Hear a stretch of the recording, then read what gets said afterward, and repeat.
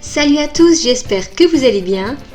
Aujourd'hui, je vous retrouve avec grand plaisir pour partager avec vous la recette d'une brioche au tangzong.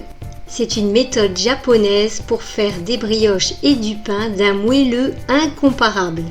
On obtient une délicieuse brioche avec une mie très filante et qui se conserve plusieurs jours. La recette est à la portée de tous. Alors n'hésitez pas à la tester, je compte sur vous pour un maximum de pouces bleus, ça m'encourage et ça permet de continuer à faire vivre ma chaîne. Et pour les nouveaux, si vous aimez mes recettes, n'hésitez pas à vous abonner. Et maintenant, on commence tout de suite la recette.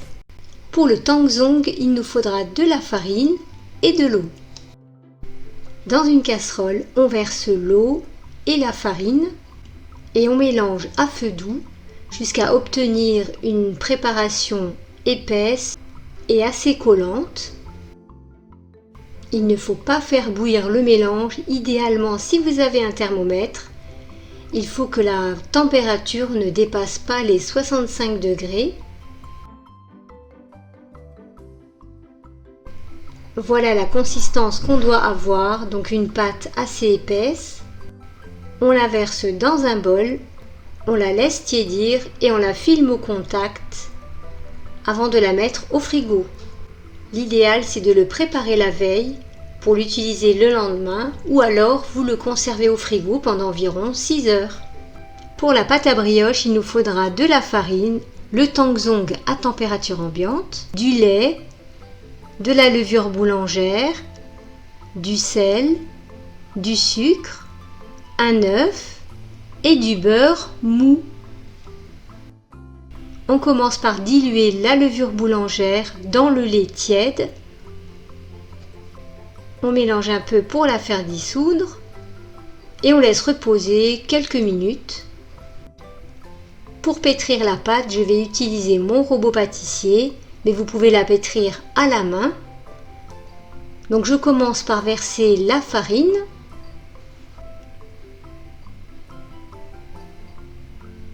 Ensuite, j'ajoute le sucre. Je mélange un peu et je creuse un petit puits. On ajoute le sel et on le met bien de côté pour qu'il ne soit pas en contact avec la levure. On verse le mélange lait et levure et on va pétrir pour mélanger les ingrédients.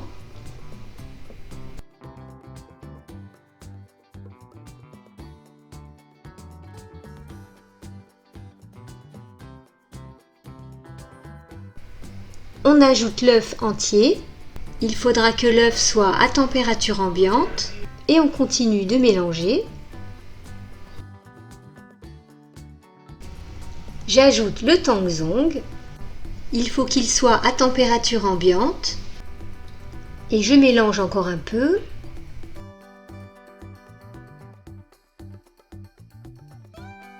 J'ajoute le beurre. Et on continue de pétrir pendant 5 minutes.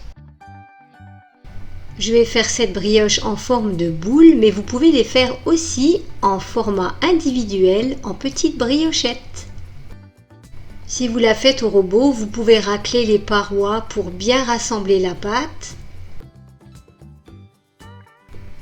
Une boule homogène commence à se former et on peut arrêter le pétrissage.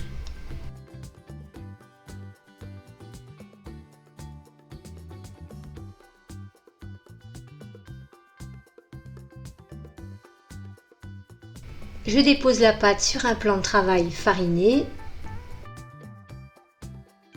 Je l'étale un peu et je rabats les bords vers le centre et je répète l'opération 4 fois.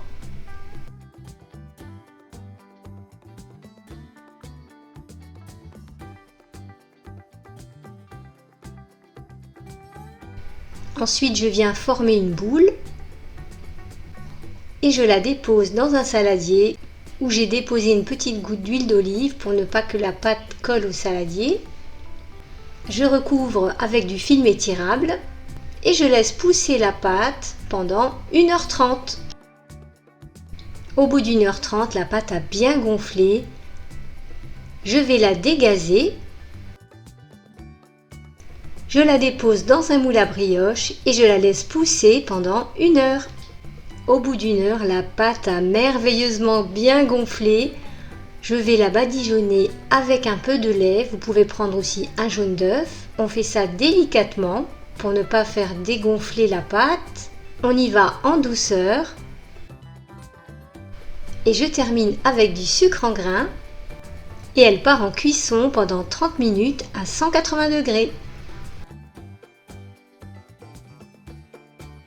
La voilà tout juste sortie du four. Regardez cette merveille. Et ça sent tellement bon. Une belle grande brioche à partager.